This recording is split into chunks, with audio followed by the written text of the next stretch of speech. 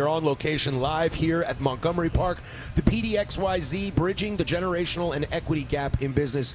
We're very proud and honored to be joined by Boss Woolridge here, the only three-time leader of the Blue Angels. Sir, welcome to the program. Thank you, Patrick. I'm glad to be here. Glad to have I got you. 3 chances to get it right. 3 chances to get it right. That's why I was a 3-time leader. Yeah, were you ever worried that after the first time they were kind of like, you know what, I'm kind of over this guy? No.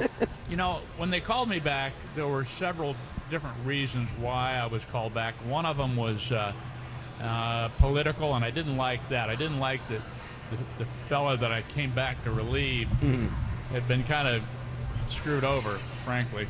And then the next time I got called back was a kind of a failure in leadership, and they needed somebody to lead the team. You were like old trusty. Yeah. I was getting ready to retire. One of the things, there may be another 3-time leader, but there'll never be anybody as old as I was when I led the team the last time. I was 49. I'm out there doing all this high G stuff, right? Yeah. Anyway, never get old. Boss, people know the Blue Angels, but what is the process like, the selection and like your career before you become a Blue Angel? Yeah. For the leader to be selected, you have to have commanded a squadron before. So it's usually somebody that's been in the Navy 18 years, right? For the wingmen, it's usually about an 8 or 9 year pilot with about at least 1,200 flight hours, and you have to apply. As you can imagine, it's a pretty sought after position anywhere on the Blues, so you have to apply. One of the neat things about the Blues is that we never selected pilots based on their flying skills. It was all about personality. We had to be able to get along with each other 300 days out of the year, so that was crucial. But so you talk about what was it like? You just had a normal Navy career doing your best, and then you get recommended by some good recommendations, and then there's a selection process. On top of that, Boss is the call sign you got now. We were just talking a second ago. How does the call sign Boss come around, and what was your previous call sign, and kind of how did that come about? Everybody that leads the team, and in the 80 years the team's been around, almost 80 years, I think we've had about 35 different bosses, right? When you come to the Blue Angels, you get selected to lead, you come in with your old fleet call sign, and you immediately become boss, because that's how everybody in that squadron addresses you. It's a term of respect and friendship, and you just become boss. And I loved it because it was better than my old call sign. My old call sign had to do with being called on the carpet a bunch of times, and when you shuffle your feet on the carpet in front of the commanding officer, that was called a rug dance. So they said, "You're going to be rug dance." I said, No. I want to be Atlas. So, I want to be something Maverick. cool. I want to do something cool. They said, "You don't like rug dance?" I said, "No." Okay, sticks. Perfect. So now it's in my email address. I give up. At what point in your flight career you were captain, correct, for a long time in the Navy? I was promoted to captain during my tour at the Blue Angels.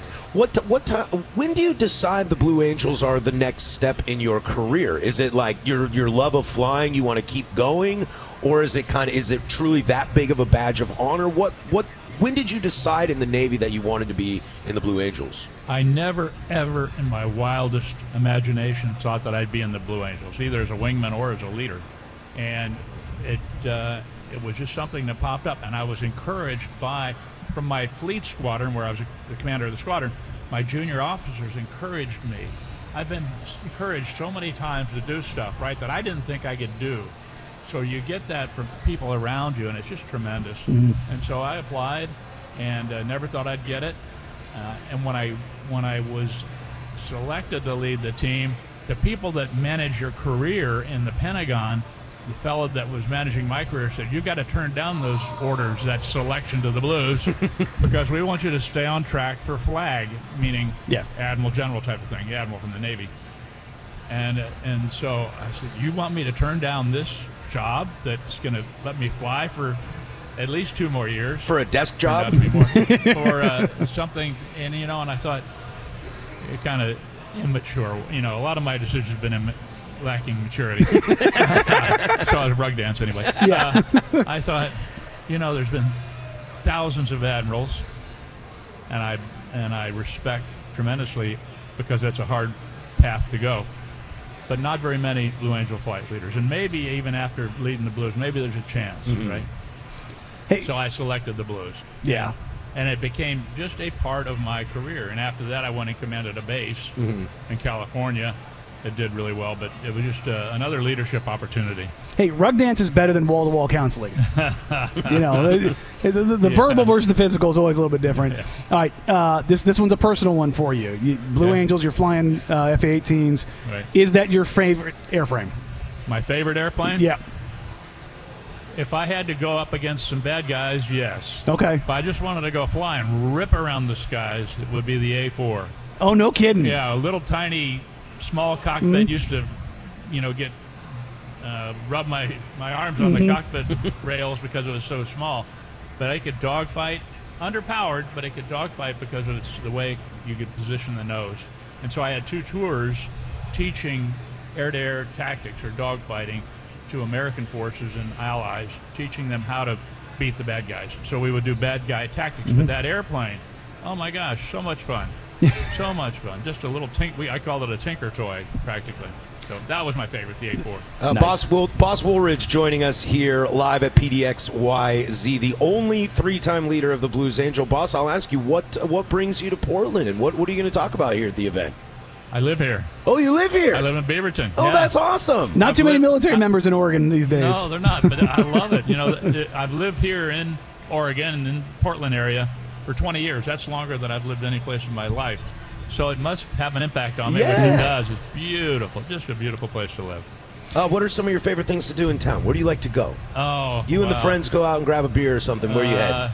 You can free pub somewhere. I want to sit on my back deck with my wife and just relax because I'm on the road so much. Like last week I was in Kennedy Space Center presenting the movie we made last year, and then the week before I was in the Air and Space Museum in Washington, D.C. presenting the movie, and also I did a keynote in Coeur d'Alene. I mean, I'm just kind of all over the place. So, and I get to see a lot of great things, right? And there are a lot of great things here in Portland, but when I come home, I want to sit and relax.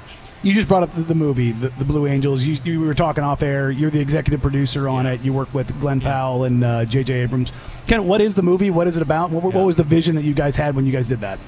I thought about it about 5 years ago because I'd been in a documentary in the 90s called Blue Angels Around the World Speed of Sound, made by Rob Stone. I called Rob about 5 years ago. I said, Rob, let's do another one. I wanted it to be part of a healing process in our country because we're so divided, and there's nothing as healing as watching the Blue Angels fly. It is something that brings us all together. I mean, everything about the Blue Angels is all America, right? So Rob and I started, the coronavirus hit, slowed us way down because people were very cautious about what they're going to do with their money, and it was going to take money. And then I found Kevin LaRosa, who did the aerial photographs, the cinematography for Top Gun Maverick. And Kevin said, what are you doing these days? I said, I'm trying to make a movie. He said, what's it about? I said, the Blue Angels. He said, I got just the guy for you, Glenn Powell, who was in Top Gun Maverick. Yeah. He said, I'll get you in touch. So Glenn and I started talking, and Glenn said, I grew up with a Blue Angel poster in my bedroom. So I love what you guys do and what you want to do with this movie. I'll find somebody for you. And we found Bad Robot, who was owned by J.J. Abrams. J.J. Abrams loves aviation. Then we found IMAX, who loves the power that can be projected on a screen. And we talk about power. These F-18s are pretty amazing. Pretty decent. And so that's how it all got started. We got it out in IMAX theaters in May of 24.